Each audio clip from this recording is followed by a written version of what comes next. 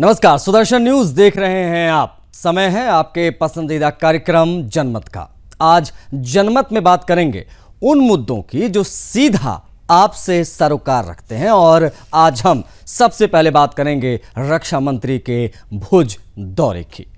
एक तरफ ऑपरेशन सिंदूर जारी है, उसी प्रकार से दूसरी तरफ भारत के वीरों से मुलाकात का दौर भी लगातार जारी है।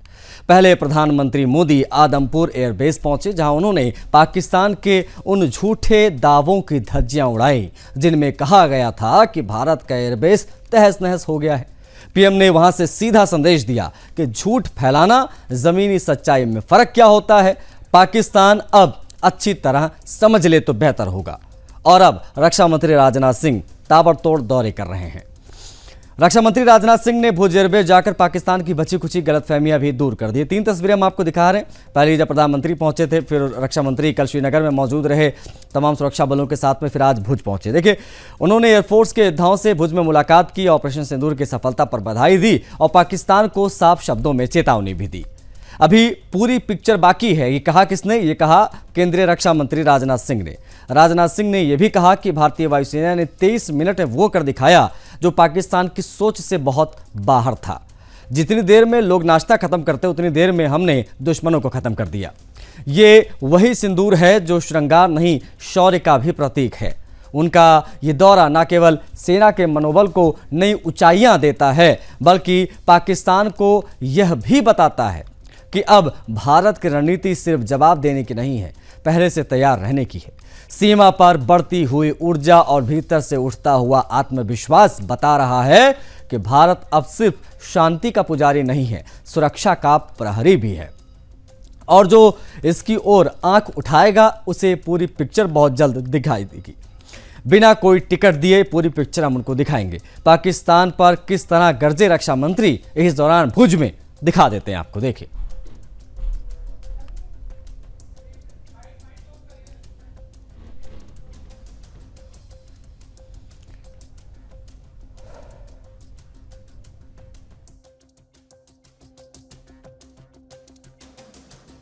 संदेश है कि अब भारत केवल विदेशों से इंपोर्ट किए गए हथियारों और प्लेटफॉर्म्स पर ही निर्भर नहीं है, बल्कि भारत में बने अस्त्र और शस्त्र भी हमारी सैन्य शक्ति का अब हिस्सा बन चुके हैं।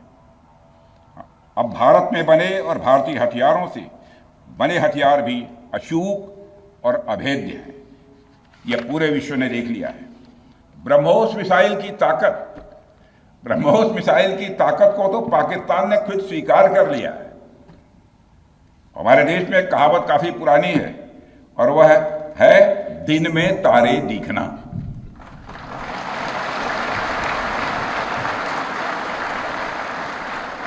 मगर भारत में बनी ब्रह्मोस मिसाइल ने पाकिस्तान को रात के अंधेरे में दिन का उजाला दिखा दिया है। रात के अंधेरे में दिन का उजाला दिखा दिया है। भारत के जिस एयर डिफेंस सिस्टम की तारीफ हर तरफ हो रही है, उसमें डीआरडीओ द्वारा बनाए गए आकाश और अन्य राडार सिस्टम की जबरदस्त भूमिका रही है। ऑपरेशन सिंदूर में भारतीय वायुसेना ने जो प्रभावी भूमिका निभाई है, उसकी सराहना इस देश में ही नहीं बल्कि दुनिया के दूसरे देशों में भी हो रही है। आपके इस ऑपरेशन में न केवल दुश्मनों को डोमिनेट किया है आपने, बल्कि उन्हें डेसिमेट करने में भी कामयाबी हासिल की है। आतंकवाद के खिलाफ चलाए गए इस अभियान को नेतृत्व हमारी एयरफोर्स ने ही किया और हमारी एयरफोर्स एक ऐसी स्काई फोर्स है जिसने अपने शौर्य, पराक्रम और प्रताप से आसमान की नई और बुलंद ऊंचाइयों को भी छू लिया है। मैं chief air marshal AP Singh को भी इसके लिए मैं बधाई देना चाहता हूं। उनके पूरे ऑफिसर्स, उनके पूरे टीम, उनके सारे जवानों को भी मैं बधाई देता हूं। और साथियों, कोई छोटी बात नहीं है कि हमारी एयरफोर्स की पहुंच पाकिस्तान के हर कोने तक है और यह बात पूरी तरह से साबित हो चुकी है तो हमारी तीनों फोर्सेस की, लेकिन आज एयरबेस पर आए हूं इसलिए मैं इसकी चर्चा कर रहा हूं। और आज स्थिति यह है कि भारत के फाइटर प्लेन बिना सरहद पार किए ही यहीं से उनके हर कोने तक सीधा प्रहार करने में पूरी तरह से सक्षम है। और पूरी दुनिया ने देख लिया है कि कैसे आपने पाकिस्तान की धरती पर मौजूद आतंकवाद के 9 ठिकानों को ध्वस्त कर दिया। बाद में की गई कार्रवाई में उनके अनेक एयरबेस भी तबाह कर दिए गए।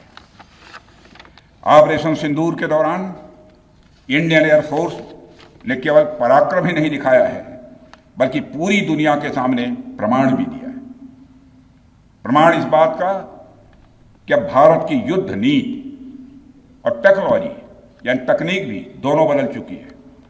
आपने प्रधानमंत्री मोदी जी के नेतृत्व में नए भारत का संदेश पूरी दुनिया तक इस बार पहुंचा दिया है। सिंदूर अभी खत्म नहीं हुआ है। जो कुछ भी हुआ है वह सिर्फ एक ट्रेलर मात्र था। अब जब भी सही समय आएगा तो हम पूरी पिक्चर भी दुनिया को दिखाएंगे।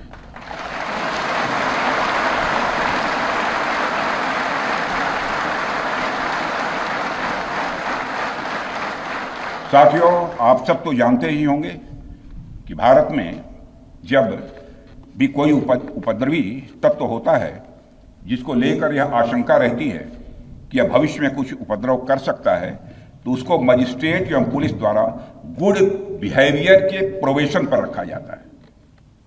कोई गड़बड़ करता है तो उसको कुछ समय के लिए मजिस्ट्रेट गुड बिहेवियर के प्रोबेशन पर रखते हैं। अगर वह व्यक्ति प्रोबेशन के दौरान कोई भी शरारत करता है तो उसे उचित दंड भी दिया जाता है।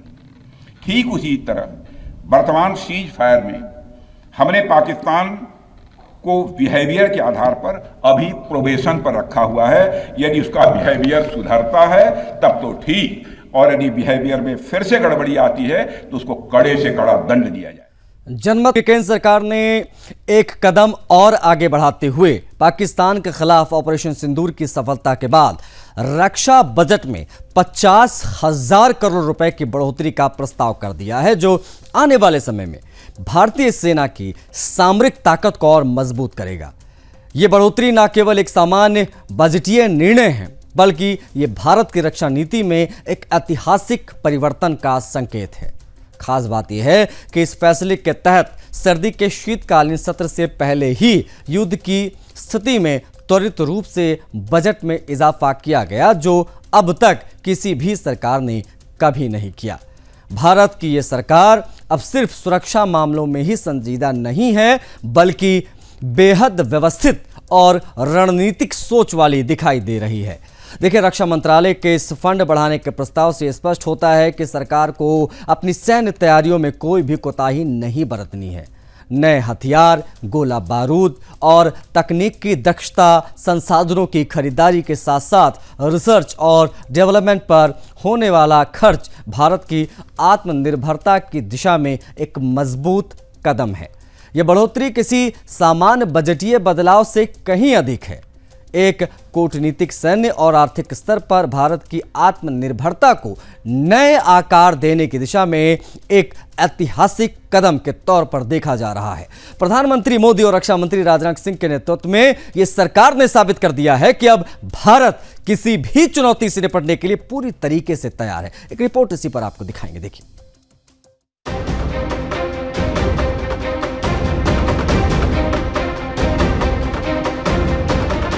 आक्रमण की भाषा वही समझता है जो शांति को कमजोरी समझ बैठता है। पाकिस्तान के खिलाफ हुए सफल ऑपरेशन सिंदूर के बाद भारत ने अब साफ कर दिया है कि वह न केवल जवाबी कार्रवाई में सक्षम है, बल्कि भविष्य की किसी भी चुनौती से निपटने के लिए पहले से तैयार भी रहेगा। और इसी रणनीति के तहत केंद्र सरकार ने रक्षा बजट में 50,000 करोड़ रुपए की अतिरिक्त राशि को मंजूरी दे दी है, जिससे भारतीय सेना को आधुनिक हथियार, टेक्नोलॉजी और संसाधनों से और ज्यादा सशक्त बनाया जा सकेगा। वित्त वर्ष 2025-2026 के लिए पहले से ही 6.81 लाख करोड़ रुपए का रक्षा बजट घोषित किया गया था। अब 50,000 करोड़ की अतिरिक्त मंजूरी के बाद भारत का कुल रक्षा बजट 7.31 लाख करोड़ से अधिक का हो गया है, जो कि आजादी के बाद से अब तक का सबसे बड़ा रक्षा बजट है। इस अतिरिक्त फंड का उपयोग मुख्य रूप से नई पीढ़ी के हथियार, मिसाइलें और रक्षा सिस्टम की खरीद और ड्रोन और साइबर वॉरफेयर टेक्नोलॉजी का विकास, साथ ही रक्षा अनुसंधान एवं विकास को बढ़ावा देने के लिए होगा। इसके साथ साथ तीनों सेनाओं के आधुनिकीकरण और लॉजिस्टिक्स इंफ्रास्ट्रक्चर पर भी इसको खर्च किया जाएगा। दरअसल 7 मई को हुए इस सर्जिकल टेक्नोलॉजिकल स्ट्राइक में भारत ने बिना सीमा पार किए पाकिस्तान और पीओके में 9 आतंकी शिविरों को तबाह किया।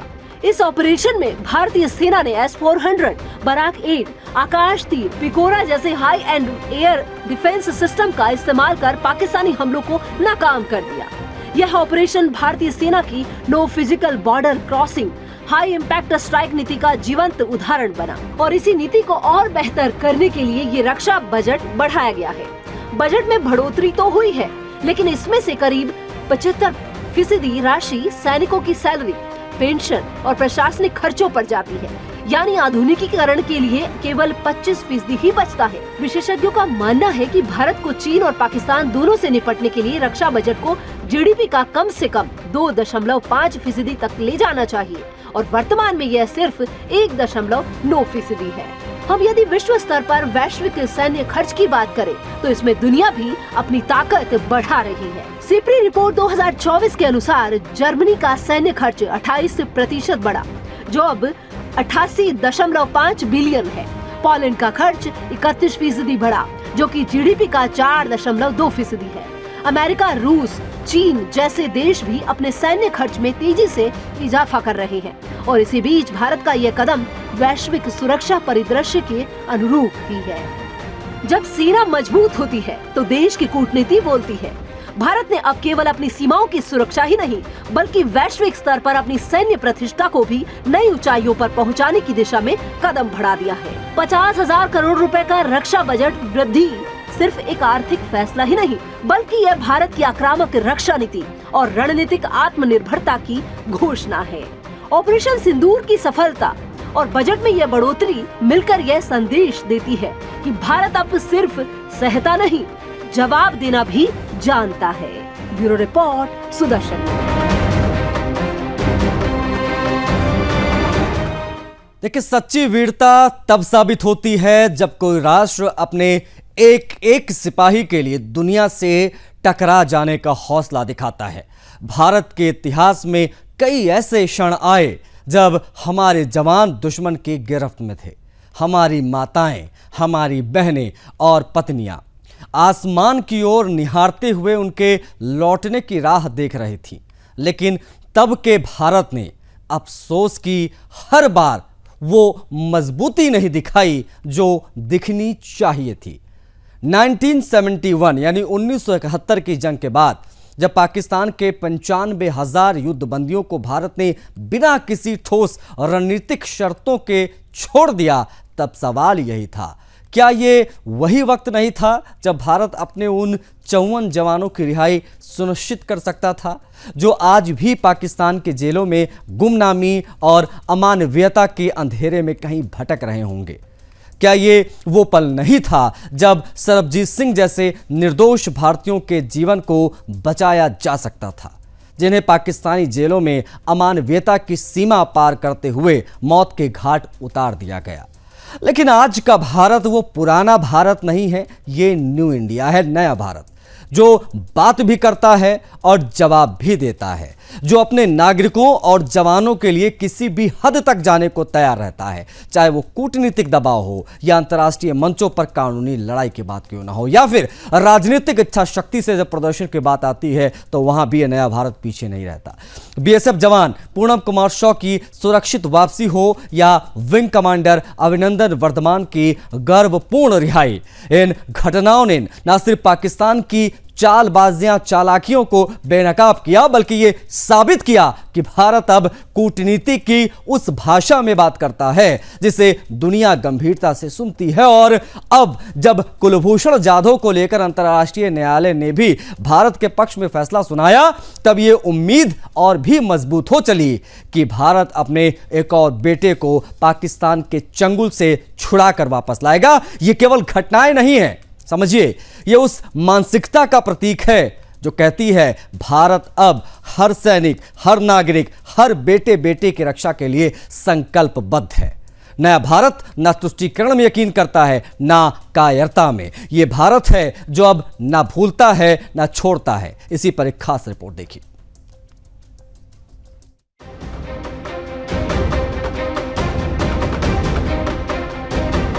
भारत ने न सिर्फ युद्ध के मैदान में बल्कि कूटनीतिक मोर्चे पर भी पाकिस्तान को बड़ी तगड़ी शिकस्त दी है। बीएसएफ जवान पूर्णम कुमार शॉ की वापसी नए भारत की इसी कूटनीतिक जीत को दर्शाता है।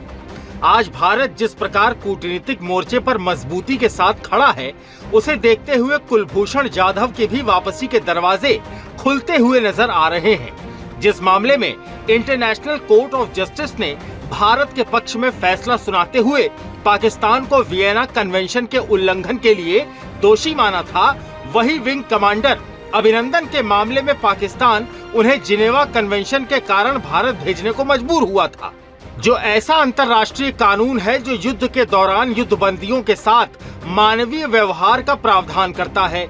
यानी अगर 1971 में इंदिरा गांधी सरकार ने राजनीतिक सौदेबाजी से ऊपर उठकर कूटनीतिक मोर्चे पर मजबूती दिखाई होती तो भारत के 54 जवान पाकिस्तान की जेलों में नहीं तड़पते।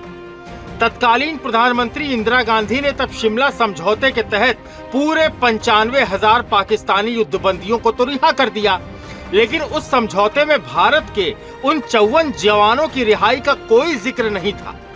तब उन जवानों की रिहाई के ढेरों मार्ग थे, लेकिन तत्कालीन इंदिरा सरकार ने इसमें कोई दिलचस्पी नहीं दिखाई। ठीक सरबजीत सिंह जैसे, जो आजीवन तड़प तड़प कर पाकिस्तान की जेल में मर गए। पाकिस्तान के लाहौर की एक जेल में बंद सरबजीत सिंह की हत्या कर दी गई थी, जिनकी रिहाई में भी तत्कालीन कांग्रेस सरकार कूटनीतिक मोर्चे पर विफल रही। वहीं अब आज के नए दौर में भारत सैन्य और कूटनीतिक दोनों स्तर पर मजबूती के साथ खड़ा है। विंग कमांडर अभिनंदन और पूर्णम कुमार शॉ की वापसी ने अब कुलभूषण जाधव को लेकर भी भारत की उम्मीदें जगा दी हैं। 2017 में पाकिस्तानी सैन्य अदालत ने उन्हें जासूसी के आरोप में मृत्यु दंड की सजा सुनाई, जिसके बाद 2017 में भारत ने अंतर्राष्ट्रीय न्यायालय का रुख किया। भारत ने पाकिस्तान पर वियना संधि के उल्लंघन का आरोप लगाया। भारत ने तर्क दिया कि जाधव को निष्पक्ष सुनवाई नहीं मिली। आईसीजे ने जाधव की फांसी पर रोक लगाई और सुरक्षा सुनिश्चित करने को कहा। 2019 में आईसीजे ने भारत के पक्ष में फैसला दिया। इंटरनेशनल कोर्ट ऑफ जस्टिस ने पाकिस्तान को वियना कन्वेंशन के उल्लंघन के लिए दोषी पाया और जाधव की सजा पर पुनर्विचार करने के लिए कहा, जो भारत की सबसे बड़ी जीत है। भारत सरकार कुलभूषण जाधव की वतन वापसी के लिए हर संभव प्रयास कर रही है। यानी कुलभूषण जाधव की भी वापसी के दरवाजे अब जल्द खुलेंगे। Bureau report, Sudarshan News. हाल ही में भारत में रोहिंग्या घुसपैठियों के खिलाफ एक याचिका दायर की गई, जिसमें आरोप लगाया गया कि भारत सरकार ने 43 यानी 43 रोहिंग्या घुसपैठियों को, जिनमें महिलाएं बच्चे भी शामिल थे, अमानवीय तरीके से समंदर में फेंक दिया। याचिकाकर्ता मोहम्मद इस्माइल ने आरोप लगाया कि इन घुसपैठियों को बिना किसी कानूनी प्रक्रिया के पोर्ट ब्लेयर ले जाकर उनके हाथ और आंखों पर पट्टी बांधकर समंदर में छोड़ दिया गया। इस मामले में याचिकाकर्ता ने सरकार के खिलाफ कई दावे किए, जिसमें उन घुसपैठियों को वापस बुलाने, भारत में रहने का परमिट देने और मुआवजा देने तक की मांग की गई।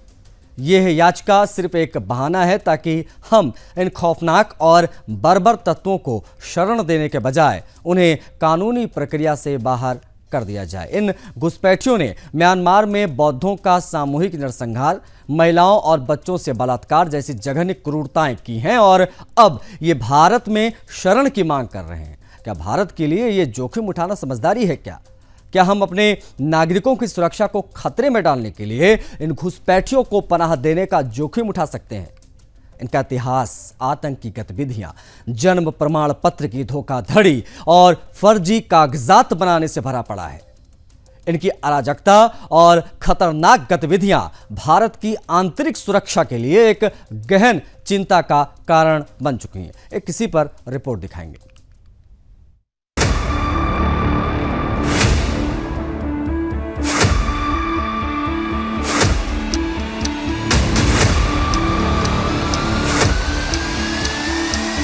भारत में रोहिंग्या घुसपैठियों के मुद्दे ने हाल के दिनों में एक गंभीर विवाद को जन्म दिया है।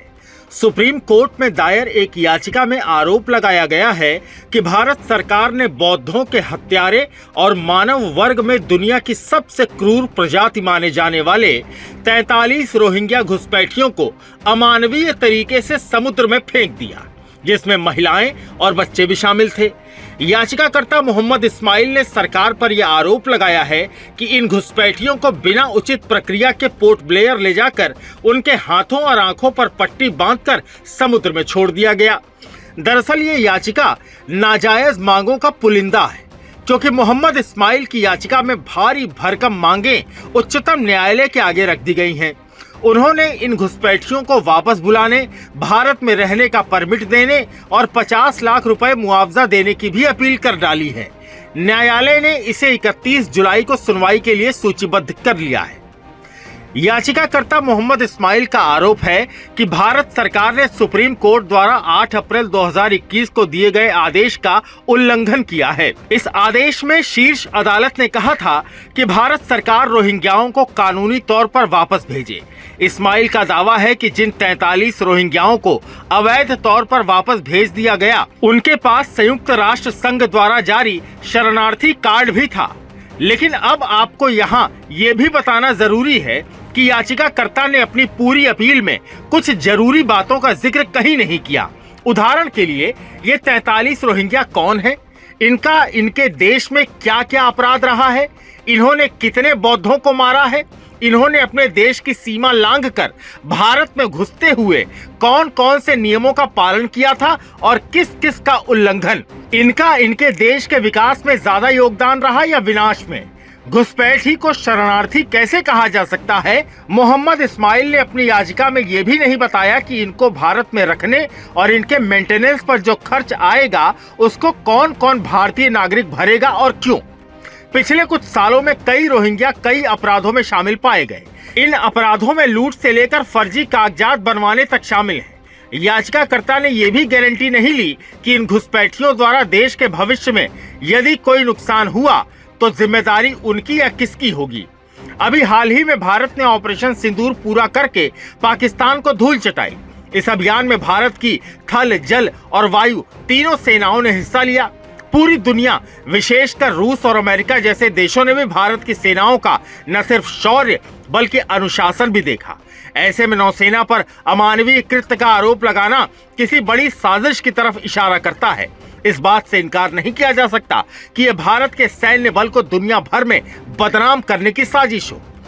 आपको बताते चलें कि रोहिंग्या दुनिया के सबसे क्रूर और खौफनाक आक्रांता माने जाते हैं। इन सभी ने शांति प्रिय बौद्धों के देश म्यांमार में वो आतंक मचाया जो मानवता हनन के सभी मापदंडों को ध्वस्त कर गया। छोटी छोटी बच्चियों से बलात्कार, बौद्धों का सामूहिक नरसंहार और एक अलग देश की मांग इनके एजेंडे में शामिल थी। मजबूरन इनके खिलाफ बौद्धों को विराथू नामक एक अगुआ के नेतृत्व में सशस्त्र प्रतिकार करना पड़ा। आमने सामने की लड़ाई में हार जाने के बाद इन रोहिंग्याओं ने दुनिया भर में विक्टिम कार्ड खेला, कई जगहों से शरण और पैसे लिए, इंटरनेशनल नियमों की आड़ में कई देशों में उत्पात मचाया। फिलहाल भारत का एक बड़ा तबका अब इस बात को लेकर आशंकित है कि पहले ही जनसंख्या के बोझ से दबा देश अब इन जैसे क्रूर नर पिशाचों के गिरोह को कैसे संभालेगा। Bureau report, Sudarshan news.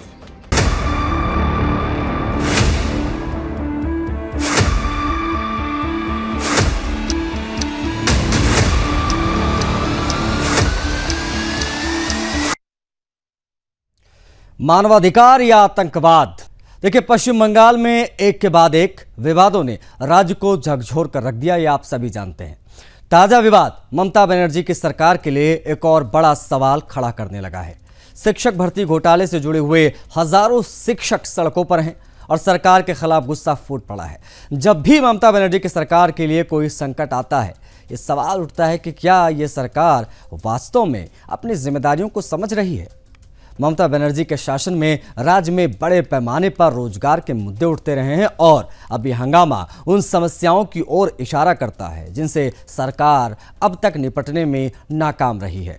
इस समस्या में न सिर्फ शिक्षक समुदाय को प्रभावित किया है बल्कि राज्य की पूरी शिक्षा व्यवस्था पर भी सवाल खड़े होने लगे हैं। इन दिनों जारी शिक्षक भर्ती घोटाले के विरोध प्रदर्शन में शिक्षा विभाग से जुड़े हजारों शिक्षक और नॉन टीचिंग स्टाफ सड़क पर उतर आए।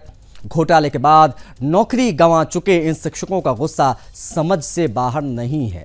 शुक्रवार को इन शिक्षकों ने पुलिस के साथ झड़प के बाद विकास भवन के बाहर प्रदर्शन किया, जिसमें करीब करीब 100 शिक्षक घायल हो गए। इसी पर एक स्पेशल रिपोर्ट देखिए।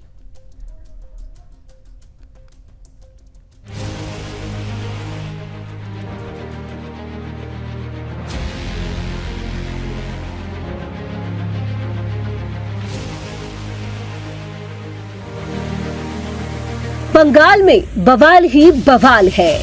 अभी वक्फ बोर्ड को लेकर बवाल अभी थमा नहीं था कि एक और बवाल शुरू हो गया है। पश्चिम बंगाल शिक्षक भर्ती घोटाले में नौकरी गंवा चुके टीचर्स और नॉन टीचिंग स्टाफ का लगातार दूसरे दिन प्रदर्शन जारी है। शुक्रवार सुबह शिक्षकों ने शिक्षा विभाग के मुख्यालय विकास भवन के बाहर बैरिकेडिंग तोड़ दी और नारेबाजी करते हुए धरना शुरू कर दिया। गुरुवार रात शिक्षकों और पुलिस के बीच झड़प हुई। पुलिस ने लाठीचार्ज किया, जिसमें करीब 100 से ज्यादा शिक्षक घायल हुए हैं। विधाननगर के डीसी मैनेज सरकार ने कहा कि कई बार समझाने के बावजूद प्रदर्शनकारियों ने शिक्षा विभाग के कर्मचारियों को निकलने ही नहीं दिया। प्रदर्शन का नेतृत्व कर रहे शिक्षक चिन्मय मंडल ने कहा कि हमने शिक्षकों और आम लोगों से अपील की है कि शुक्रवार दोपहर 3 बजे विकास भवन के बाहर जुटे और हम चाहते हैं कि मुख्यमंत्री ममता बनर्जी खुद हमसे बातचीत करे। हमारी मांग है कि हमें फिर से बहाल किया जाए और दोबारा परीक्षा देने की शर्त न रखी जाए, क्योंकि हम पहले ही 2016 की स्कूल सर्विस कमीशन परीक्षा पास कर चुके हैं। सुप्रीम कोर्ट ने 3 अप्रैल को घोटाले से जुड़े कोलकाता हाई कोर्ट के फैसले को बरकरार रखा था। हाई कोर्ट ने 2016 की शिक्षक और स्टाफ भर्ती को अवैध बताते हुए 25,753 शिक्षकों की भर्ती को रद्द कर दिया था। बंगाल की मुख्यमंत्री ममता बनर्जी ने 22 अप्रैल को मिदनापुर में एक कार्यक्रम में शिक्षकों से काम पर लौटने और स्कूलों में पढ़ाना शुरू करने का आग्रह किया। साथ ही उन्होंने कहा कि आपको यह सोचने की जरूरत नहीं कि कौन दोषी है और कौन नहीं। आपको सिर्फ यह सोचना है कि आपकी नौकरी और वेतन सुरक्षित है।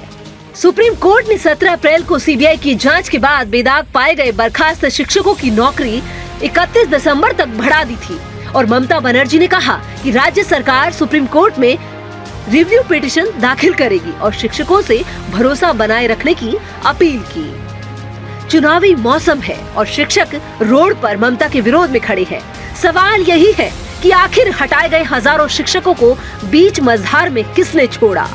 अगर इन शिक्षकों को नौकरी से निकाला गया तो इसके लिए मुख्यमंत्री ममता बनर्जी कितना जिम्मेदार है।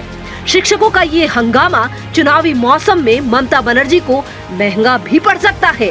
Bureau report, special desk, Sudarshan news, Delhi.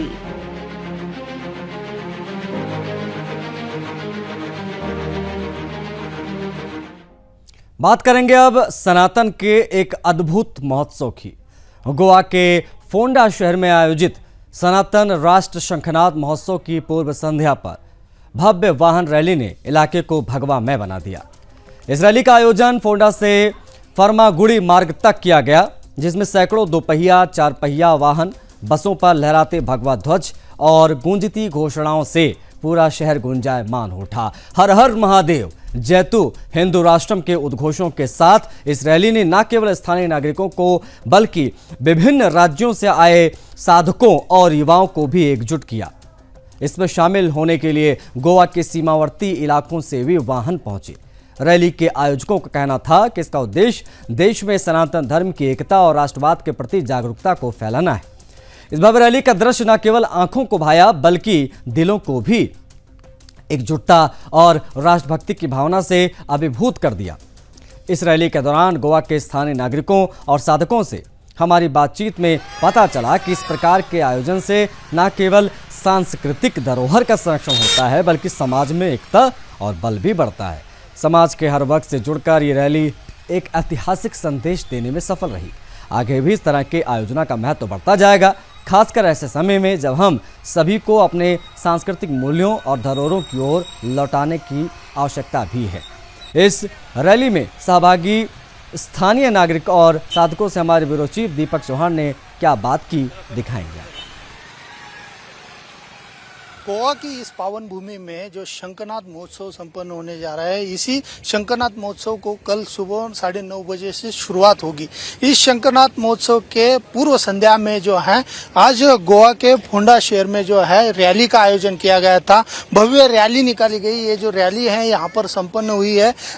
आप देख सकते हैं ये जो धर्मध्वज है, ये धर्मध्वज लेकर जयतु जयतु हिंदू राष्ट्र का नारा देते हुए ये रैली जो है वो पूरे फोंडा शहर से लेकर जो है ये कार्यक्रम स्थली तक ये रैली जो है यहाँ पर पहुंची है। हम बात करेंगे इस रैली में शामिल हुए धर्मध्वज जिनके हाथों में है, क्या बताएंगे किस तरीके से ये रैली का आयोजन किया गया था। ये शुरू हुई थी सनातन आश्रम से, तो इधर जिधर जीसी ग्राउंड है, जिधर कल से महोत्सव शुरू हो रहा है, उधर अभी खत्म हुई है, संपन्न हुई है। और सब फोंडा के भक्तगण और गोवा के सब लोग शामिल हुए थे। स्थानिक लोग भी इसमें शामिल हुए थे। आप भी स्थानिक हैं, कैसा लग रहा है? क्योंकि आज यहाँ पर भक्ति और शक्ति का संगम होते हुए नजर आ रहा है। अब बहुत अच्छा लग रहा है कि सब लोग जो भक्तगण जो है वो एक राष्ट्र के लिए, हिंदू राष्ट्र के लिए, धर्म के लिए इकट्ठे हो रहे हैं, तो देख के अच्छा लग रहा है।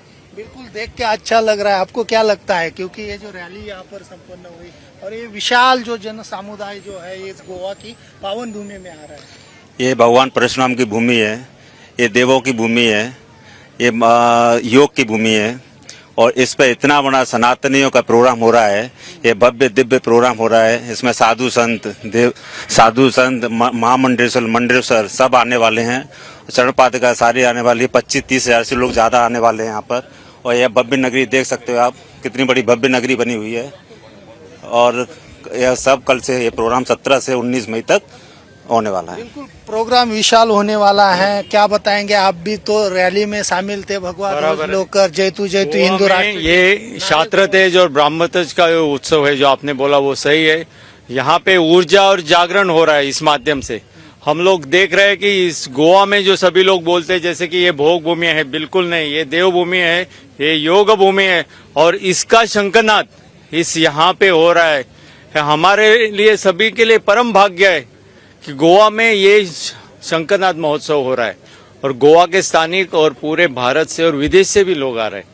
तो अलग अलग इधर कुछ डीजे है, कैसीनो है, इसके लिए जो लोग आते हैं नहीं, अभी इसके लिए लोग आने लगेंगे और आगे से ये परिवर्तन की शुरुआत है। गोवा की संस्कृति बदलते हुए नजर आएगी और लोग बोलेंगे कि गोवा में जाना है तो आध्यात्मिक पर्यटन के लिए जाना है, गोवा में जाना है तो मंदिर देखने के लिए जाना है, इसके लिए जाने का ये शंकरनाथ है, ये आवाज है। इधर से पूरा जो परिवर्तन आपको दिखेगा और सनातन राष्ट्र का शंकरनाथ गोवा के भूमि से हो रहा है, भगवान परशुराम की भूमि से हो रहा है, ये पवित्र पावन भूमि से हो रहा है। यही हमारे लिए गोवा के लोगों के लिए बहुत ही भाग्य की गोष्ट है। लोगों के लिए बहुत ही गर्व की बात है। कई सारी माता भगिनी साधक परिवार के जितने भी जो सदस्य हैं वो इस रैली में शामिल हुए। कई राज्यों से जो साधक हैं वो गोवा के इस फोंडा नगरी में पहुंच रहे हैं और ये जो विशाल जो शंकरनाथ महोत्सव जो कल से शुरू होने वाला है, इसी शंकरनाथ महोत्सव में जो है वो शामिल हो रहे हैं। छोटे छोटे बच्चों को लेकर भी यहाँ पर साधक आ रहे हैं। कहाँ से आए हैं? हम कपिलेश्वरी से आए हैं। हाँ। क्या लगता है आपको इस प्रोग्राम को देख के? क्या मेरे को बहुत खुशी हो रही है कि यहाँ सब लोग आए हैं और बहुत अच्छा लग रहा है। अच्छा, देखिए आप देख सकते हैं जो भारतीय जो पोशाक जो परिधान किया है इसे तो मराठी में रुकुमाई कही जाती है। क्या बताएंगे, कहाँ से आई हो आप? पणजी से आई हो। आप गोवा की हो? पणजी की हो? हाँ। बिल्कुल। क्या लग रहा है आपको ये कार्यक्रम देखते हुए? अच्छा लग रहा है। अच्छा लग रहा है। काफी चेहरे पे खुशियां भी दिखाई दे रही है। ये भी जय श्री राम के नारे देते हुए शामिल हुए थे। छोटे छोटे नन्हे मुन्ने कुछ माता ये है, क्या बताएंगे? क्योंकि आपकी गोवा नगरी पवित्र होने जा रही है। हाँ, बहुत अच्छा लग रहा है। तो भगवान श्री कृष्ण ने जो शंकरनाथ किया था तो अब शंकरनाथ होने वाला है। तो हमारा गोवा लोग का ये भाग्य है कि इतनी बड़ी संख्या में शक्ति और भक्ति दोनों मिलकर भगवान श्री कृष्ण शंकरनाथ होने वाला है। तो बहुत बहुत आनंद लग रहा है। चेहरों पर जो है वो खुशियां नजर आ रही है, क्योंकि भक्ति और शक्ति का संगम जो है इस शंखनाद महोत्सव में दिखाई दे रहा है। कैमरा पर्सन संदीप के साथ दीपक चौहान, सुदर्शन न्यूज, गोवा।